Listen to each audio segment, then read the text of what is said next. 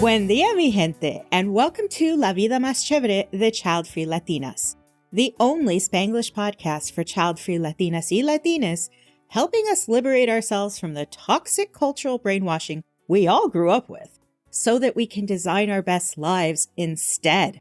I'm your host and resident child-free Latina, Paulette Irado. Remember how last episode I teased you that this was going to be about burnout? The reason I told you the story about me getting sick and having a whole life pivot was because my guest Karenna and I are going to use that as an example of how to handle burnout today.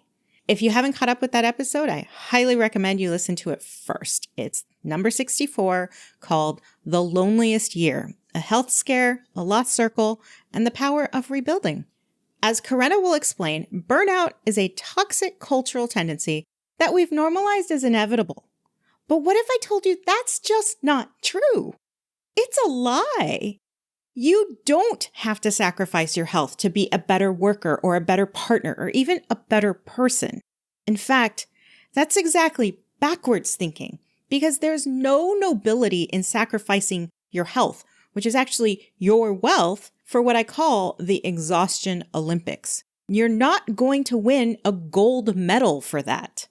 Part of designing your best life, tu vida más chévere, is learning what you have control over and releasing the rest. And while we may not be able to control our circumstances, we still get to make choices within them.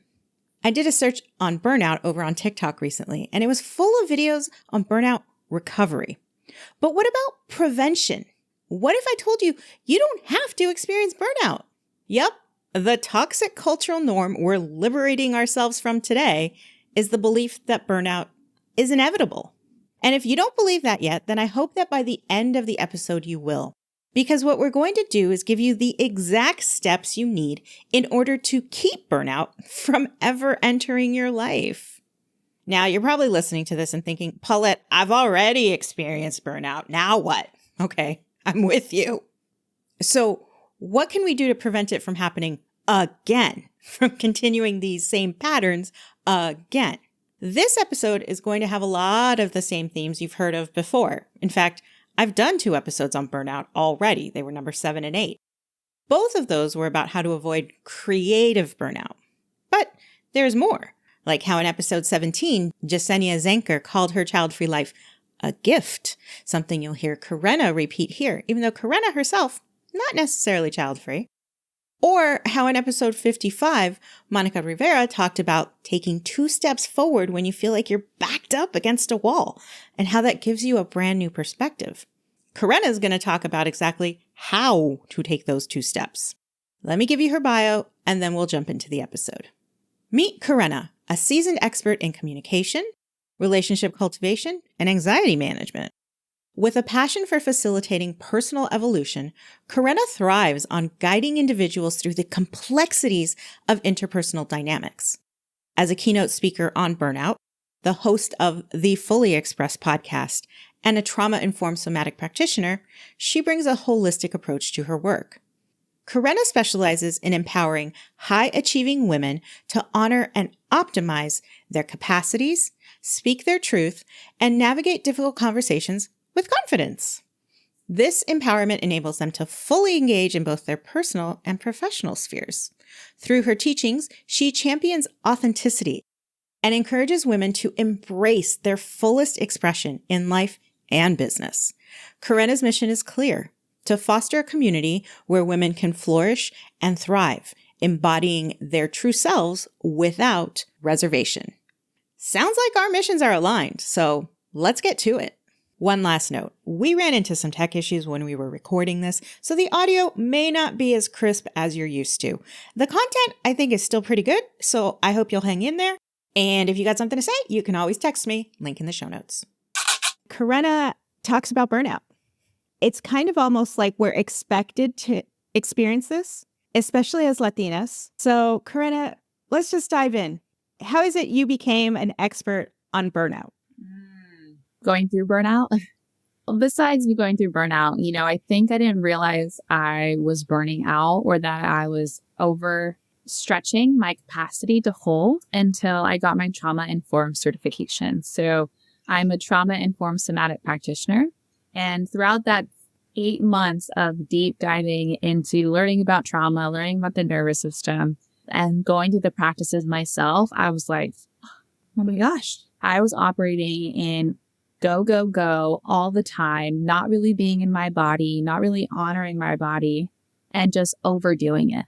And my mind wanted to because that's what it felt comfortable in, but my body was like, no, slow down. But during that certification, I already knew that I had burnout tendencies because of my people-pleasing tendencies, because of the way that I show up for work and this whole idea of like badass culture and hustling and like really wanted to step into that power as a woman. I knew I had those high achieving tendencies, is probably a better word for it, but to the extent of, I don't want to use the word harm, but how it was doing my body a disservice, it really wasn't until I got my certification back in 2022. And then after going through that certification and then really living it, I was like, wow, I'm really overdoing it for myself. And I went through like a really deep journey from 2022 all the way till the end of 2023, kind of just recalibrating my capacity, creating a whole new relationship to show up for the world and asking myself questions. Well, I'm clearly exhausted, but how do I still show up for my responsibilities? And it was a question that I sat on for like a year and a half. It's like, okay, I'm clearly exhausted. I don't have a lot of capacity, but I have a lot of responsibilities. I have my business. I have my passions. I have my partner. I have my friendships. I have to take care of myself. Like all of those things take energy. And so how do I make that work? And that's where I got started with this. And it became my thing. The other thing I will say too, I don't know if anyone here, any Latina knows this, but in human design, do you know what your human design is? I don't. Okay, so human design is an energetic blueprint, and it's similar to astrology, but it just put this all together for me. So I'm a projector in human design, and there's like 4 or 5 different energy types. And through human design, as a projector, I actually have the least amount of energy compared to all the other profiles. And I was like, what? And so validating that I was already experiencing that I don't have the capacity to show up, and then noticing that other people have different capacities and that I was putting on so much expectation for me to show up like everyone else. And I had to come back to honoring my unique capacity. So human design is based on your birth time, right? Yes. And since we're recording this the week of my birthday. Are you going to do it? Let's go find out what I am. Yeah. Do you know what time you were born? Yeah. Okay, perfect. Let's go figure that out while you're on there. As you're looking it up, I can kind of cover what it is. So yeah, it's an energetic blueprint. There's projector, there's a mani-gen, there's a generator, and then there's a reflector. Those are the different human design charts. As you look at your human design charts, let's say a reflector, for example, they tend to reflect off other people's energies. As a mani-gen, their energies are a little bit more like high and low. So they'll have high pitches of creativity and then low pitches that need a lot of rest, and they'll bounce back up to like high creativity energy. And then as a generator, you actually have the most energy. So they're the ones that can go, go, go, be busy bees. They feel really good in that. And then as a projector, I actually have the least amount of energy, but I'm meant to be more of that like visionary CEO kind of high level, not the doer. And so a lot of people talk about this from a way of like business and like teams. Like if you could have every human profile on your team, because in order to achieve the things, we actually need all the different people to work together or profiles to work together. There's so much more to human design. You can go all the way into the different openings in your chart, which are the different chakras across your system. I don't know if you're seeing that already because you probably have your chart right in front of you. So the different, if it's defined or not defined, if it's a defined on your chart, that means your energy is protected. But if it's open, that means those places in your chakra system are actually absorbing the energies through those places. I am not a human design reader by all, but I highly recommend getting a professional to actually look at it. But the most free versions give you at least a high level overview of what your chart is. So what are you? I am a projector, the seer. I can tell you a lot about projectors because I'm a projector as well. Ooh, okay, let's do that.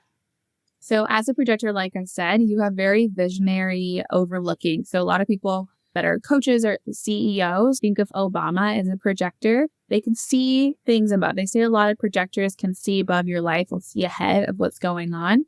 So you have forward thinking, visionary, futuristic thoughts as a projector. I already mentioned as a projector, you're actually meant to rest a lot. Rest is like your biggest thing. The other thing as a projector, it's important for us to be invited into opportunities. And so there's a lot of surrendering into what it looks like to attract different opportunities in our lives, whether they're professional or personal. Being invited and seen is so important for a projector. That was my first foray into human design. Up to this point, I knew less than zero about it. Because this kind of fascinated me, but also confused me, I sought out a human design person who's also a child-free Latina, and she'll be on the show in the future. We've already recorded that interview as I'm editing this.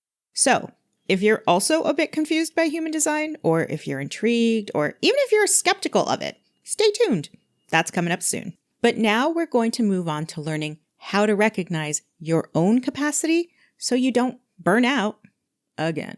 Or don't burn out ever if you've never yet experienced burnout. I've done several episodes on burnout, but that was coming from a creative place. What you do is you talk about it from a business perspective, burning out at work. How do we even recognize that we're experiencing burnout? Give us the warning signs and how you can stop before you get to that endpoint. I like to think about it as a battery life, and maybe you've heard this before. I talk about everyone's unique capacities. In definition is the ability to hold or to be with.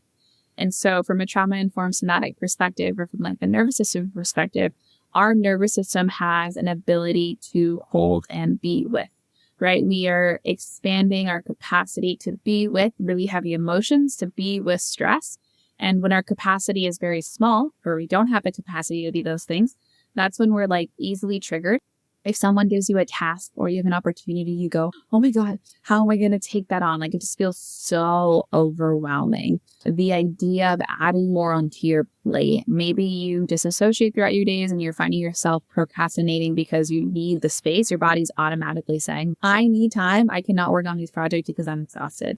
Just feeling exhausted, tired, overwhelmed, emotionally reactive is a really good one. It's basically different signs that your system is completely dysregulated. And in a dysregulated space, everything that causes stress to the body feels like a lot, feels very intense. Those are the things I would look for. And so when you look at this as your battery life, I always ask people, well, we'll get to this part about how to actually determine what your capacity is. But most of us need to figure out what we are from 0 to 100. And the way that I think about zero means that it is so hard to get out of bed in the morning. I mean, that's where people are living in, right? Like it's dreadful to get out of bed in the morning. It is difficult to even comprehend the idea of looking at your day. Your day feels like you have this marathon of the day. Every single week feels like the same week over and over again. You're completely, like I said, exhausted, drained, physically, emotionally, and spiritually. So maybe there's also a sense of not feeling connected to yourself and not a sense of faith or hope and just viewing the world through very negative perspectives. Just saying like, this is just how life is. That's 0.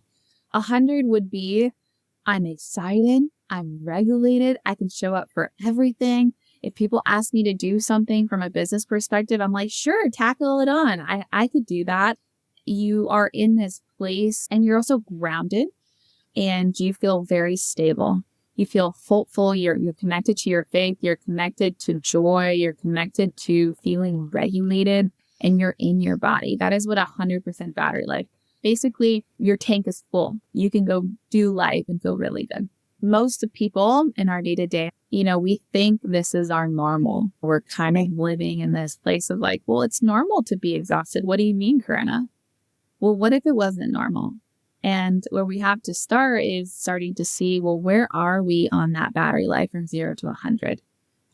Most of us are living at 60, 50, 30% battery life. And if you're at 0, I'm sure you're showing up some days in like -10, -20. Yeah. Like barely having anything.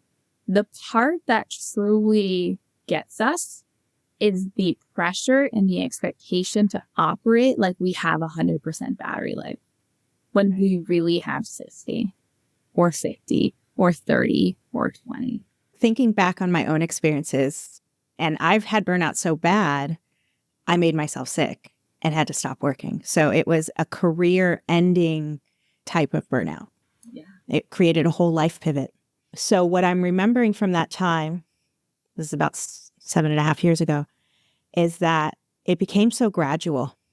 My new normal just became more and more depressive. And I thought I was suffering from depression. I didn't realize it was burnout. And then one day, suddenly, I'm in the ER. So how do you figure out what your capacity is? And as you're feeling like a frog being boiled, it's also gradual. If we catch ourselves somewhere between 40 and 60% before we're so far down, 20% is when our phones go into low power mode, right? If we can stop before then, what are some tools? What are some prevention methods or hacks that a person can employ where you're like, wait, this is not normal.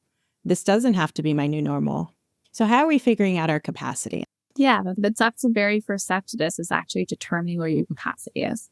And so most of the times I'm guiding people into their bodies and getting the answers directly within their body. So if anyone's listening to this, I would say close your eyes for me and just check in and see where you're at physically, emotionally, and how much energy do you really have? And being really honest with yourself, like, am I tired? Am I exhausted? And so first getting a really good, clear awareness of what that looks like in your body and what that actually feels like.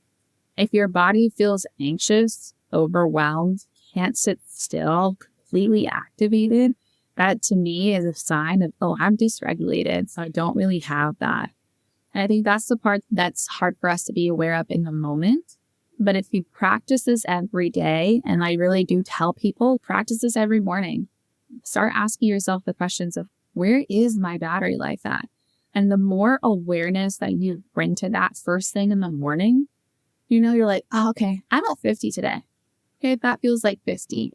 And that feels like 40. And I would invite you to write that down, like write it in your journal and say 50% feels like this to me. 30% feels like this to me. 10% feels like this to me, because every person has a unique, different capacity. And this is so important for you to get into what your capacity is versus what my capacity is.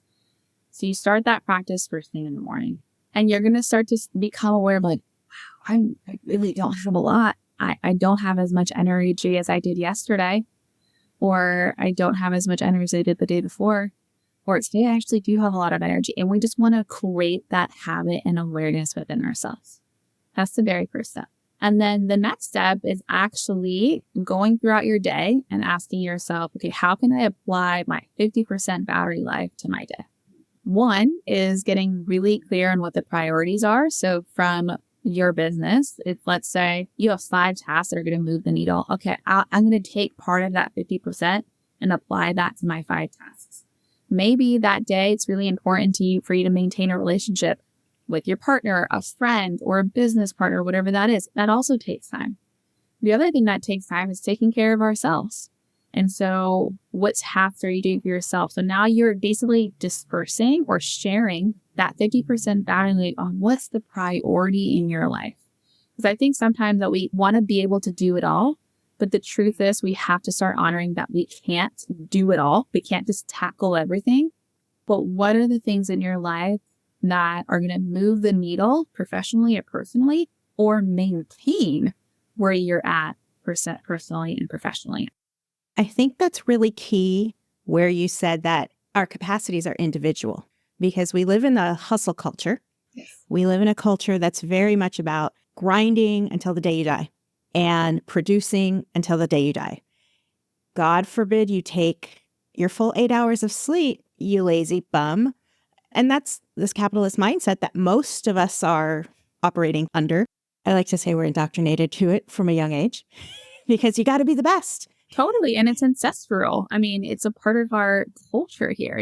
My parents and the parents before them, like, they were known to work hard. I think especially if you come, whether it is from a Latina background or you're second generation or third generation here, and like, working is the way to do.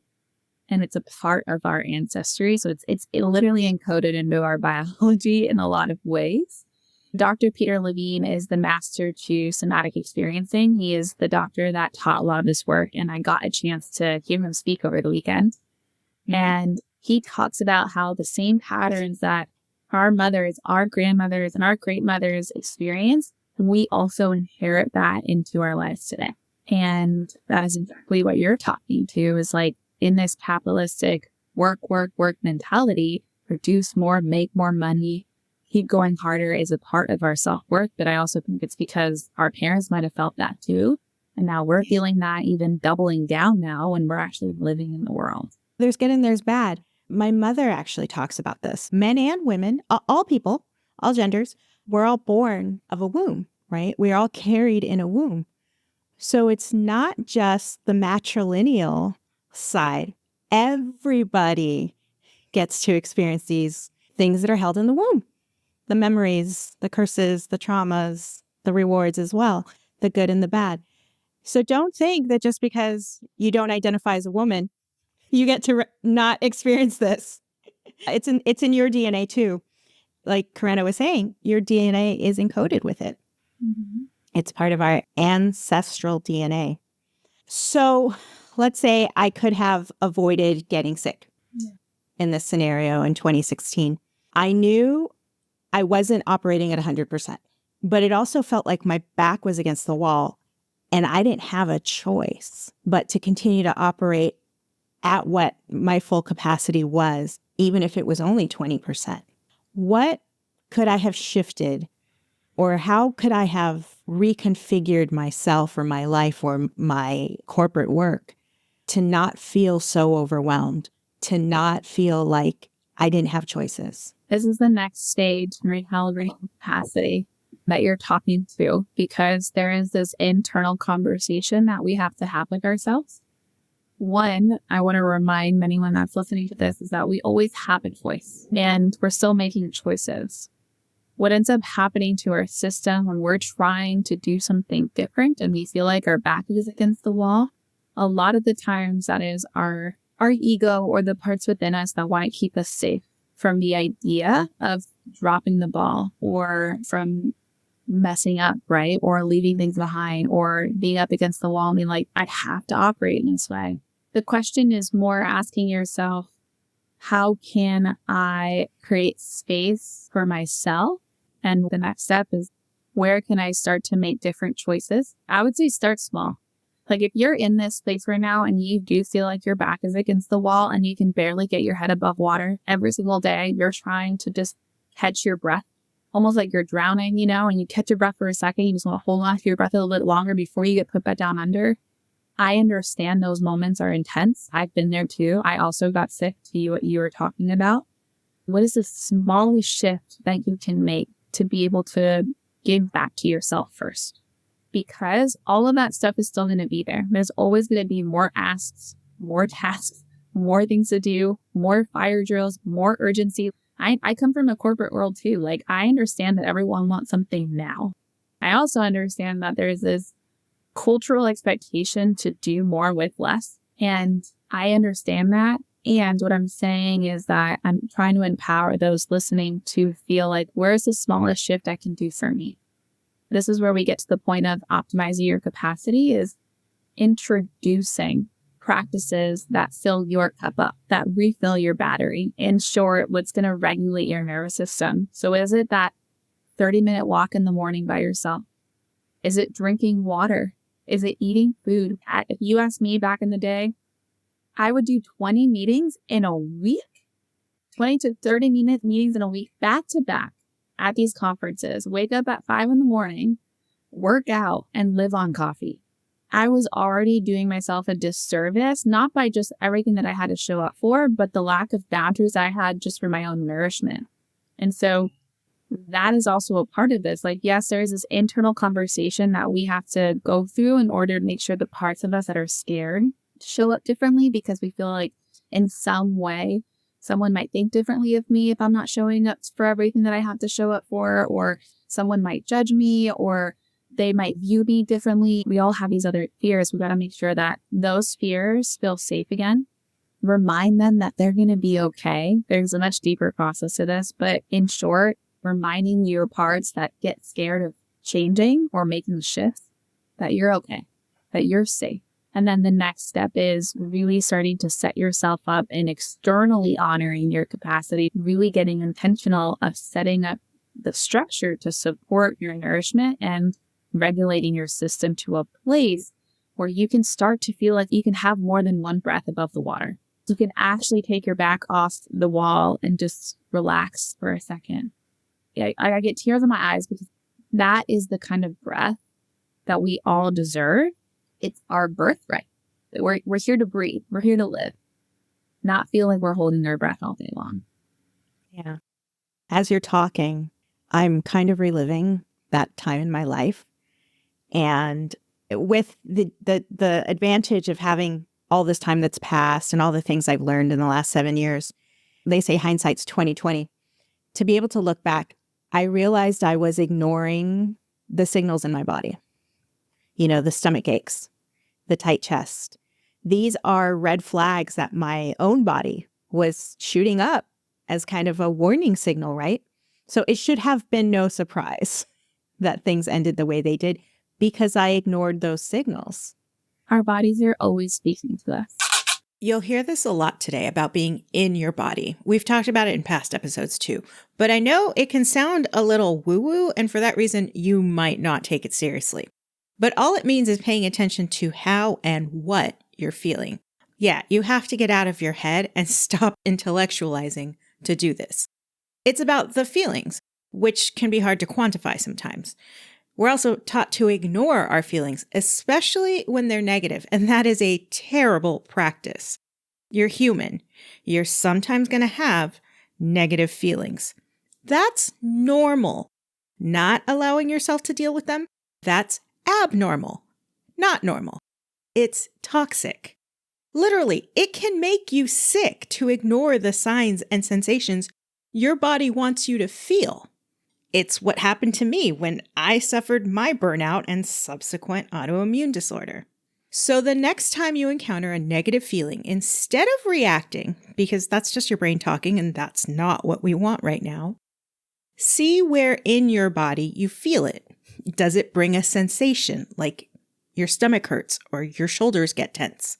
These are signals to watch out for, especially if they happen when you're not actively feeling something negative. That's your central nervous system activating and trying to warn you. Pay attention. So you've mentioned regulation and dysregulation a few times. Could you define that clearly for us so that everybody's on the same page?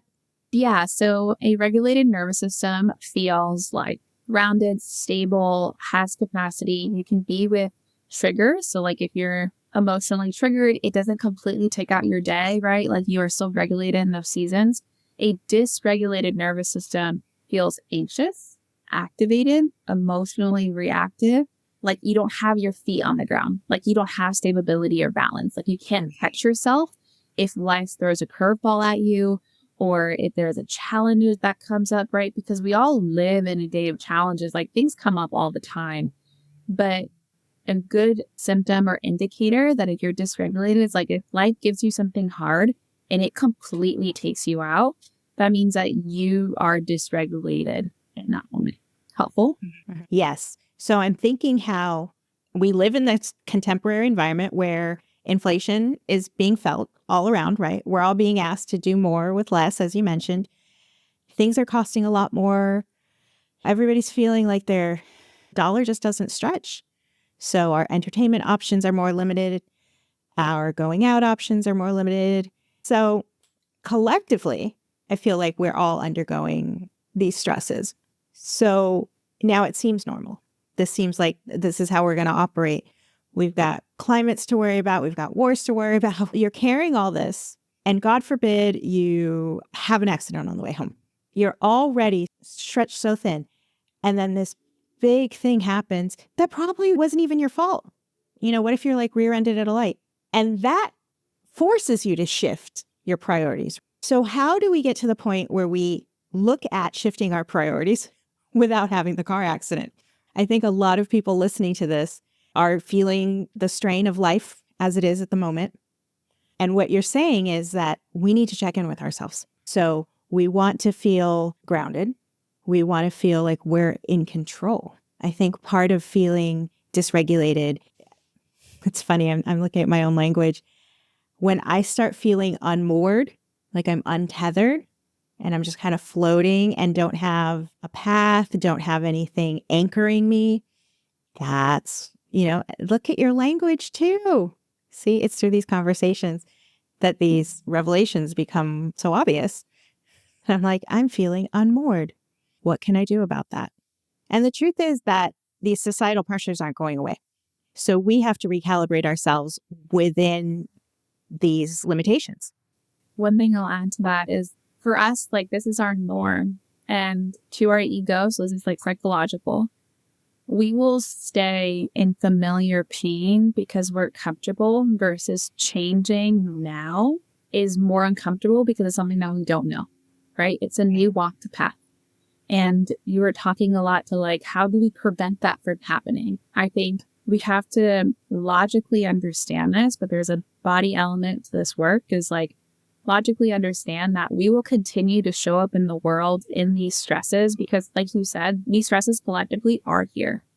Our relationship to it will stay the same unless we want to change it. Now, I also don't want to take away from like wanting to change it is scary. It's showing up differently in the world. There's so much that comes with that, right? One, you start changing and you start shifting and setting more boundaries and speaking your truth and saying no to things. People are going to respond a certain way. How do you respond to that?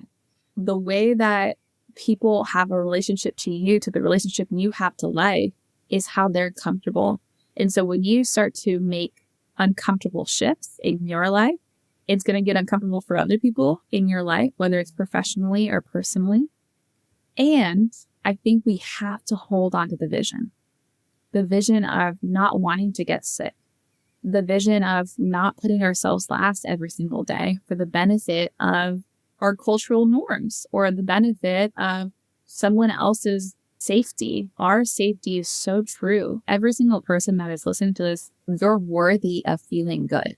It is meant to feel good. And so I share that with like, how do we get ourselves on board? Well, one is just deciding for yourself that you want to feel good in this world, that you don't want to feel stretched, that you want to sleep good, that you want to be healthy. One thing I learned after my health episodes, whether it was like my gut health, my hormone health, everything just went to shit. I realized that health is wealthy. Having my health is so much more beneficial than overstretching myself. Like I 10 times rather feel good in my day than feel exhausted, but I had to go through the pain of feeling what it felt like to be really sick. And now I know how wealthy I am now that I have my health back. I didn't know that before. Now that I've been through my own process and I've worked with so many clients and I've talked to so many people, we always wait until it's that time where we're forced to shift. And I understand that we think that we're strong enough and resilient to handle it all. I get that. What if you use that strength and that resilience to start making the shifts so you can enjoy the strengths of your resiliency in a different way? There are so many keywords you just said. Resilient, strong, all of these things that we are taught from a very young age to strive for. And too often, we are the products of sacrifice. And that is the only way that those around us know how to get those things. But there's a different way. You don't have to sacrifice your health in order to be resilient, to be strong. Case in point, I go to the gym and I lift weights. What I'm trying to do when I'm fighting gravity is to make sure that 10, 15, 30 years from now, I'm not suffering from osteoporosis. So that's me trying to make sure that future Paulette has better capacity than expected. That's where I'm building strength. That's where I'm building resiliency. And that's on purpose. That's proactive, not reactive. How can I take that mindset and those actions and apply them to other areas of my life? Mm-hmm. That's the question that I have to ask in order to determine my own capacity, in order to set my life path. And that's not going to be the same for you, Karenna, and it's not going to be the same for whomever is listening. But that is a great exercise. And lifting weights is also a great exercise. So the weights that you're lifting at the gym, these are the kinds of weights that we're living in our life, right? Are we going to lift weights that are going to do us harm? Or are you going to lift the weights and do the hard in a different way that's going to support us to feeling stronger and more resilient and increase capacity in the long run. I don't want to take away from if you are showing up every day. I understand it's hard. You are strong. You are resilient, right? And how can we bring that into this way, just doing hard things in a different way? And it's doing that proactively, to your point, to set us up for a successful, healthy, grounded, fulfilling life, which to use, like you said, like your body's getting stronger so you could be here in 20 years and feel strong in your body. This is the same way, starting to take the task that I did at the beginning, like tapping into your capacity every day, start showing up in commitment to that and start lifting and building a new muscle that's going to set you up for a more regulated, fulfilled, and healthy life, even if it's difficult and it's different. It's a new room. It's a room you haven't been to. It's a different part of the gym, right? It's like, it's the part of the gym that maybe you haven't gone to because you're like, I don't know how to do that. But it's time to step into that room so that you have the life that you're really craving. I think we're all striving for the thing, but we don't have to feel exhausted and depleted and sick to get there. All too often, being busy, being tired, I call it the Exhaustion Olympics, is a badge of honor. Exactly. What kind of marketing have we swallowed that we sacrifice our own health in search of more money and success, financial success, because success can be measured many, many different ways. But we have determined as a society that is the only metric of success. Keeping up with the Joneses, no matter how ragged you're running yourself, is the ultimate goal. And that's just marketing that we all accepted. And we don't have to live that life. We can choose our own paths. We can live outside of that life script. When I was starting to break this down for myself, something that blew my mind is that, like, in business, it says busyness. And I was like, we are literally being wired to be busy. And in a lot of ways, we're celebrated for being busy. We're encouraged and empowered to be busy. Like, there is this, like you said, this medal that we're all having because I'm running 1,000,000 miles an hour here and I'm doing all this and I checked off all the boxes and I've done my to-do list and I'm running to business and I'm so successful. Okay, that's the external view, but like, how do you really feel on the inside? This has all been really wonderful. I'm really hoping that the audience is able to really grasp what we're saying here, which is that you need to take a very good look at your life and determine where the shifts can be made, especially if you feel like your back is against the wall and you don't have choices. But sometimes taking that deep breath and getting some clarity shows you that, yeah, there's some out-of-the-box solutions that you hadn't considered before. Is there anything else that you would like to tell the listeners? I think reminding yourself that this is for you. I think we live our worlds so often for everyone else in a lot of ways, for the business partner, for our jobs, for these things. And if this is the one thing that you can implement into your life today, what is the smallest shift? It's the smallest shifts that make such a big difference. And we can start there. Small shifts. They're just small shifts. And I think that's the sweetest invitation, because we don't want to wait for the day that a huge shift is required of us, because that is life-changing, versus we can start changing our lives with the smallest shifts now. And instead of feeling like you're a frog being boiled alive, you are ascending to new levels and creating a larger comfort zone around yourself that you can grow into, as opposed to reacting to the changes that come your way without your permission or without your say-so. Well, thank you so much for coming by, Karenna. Why don't you tell us where we can find you and the name of your podcast? You can find me on Instagram at I am Karenna Soto. I have a podcast called the Fully Expressed Podcast. It's truly to invite people into their fullest expressed selves and life and relationships and business. One of the foundations to that is honoring capacity so you can live this life that we've been given, this gift. It is literally a gift that we get to live this life. And I really want to see every human being living that to the fullest as they evolve on their journey. So thank you so much for having me. And that's a burrito. Muchísimas gracias for watching La Vida Más Chévere.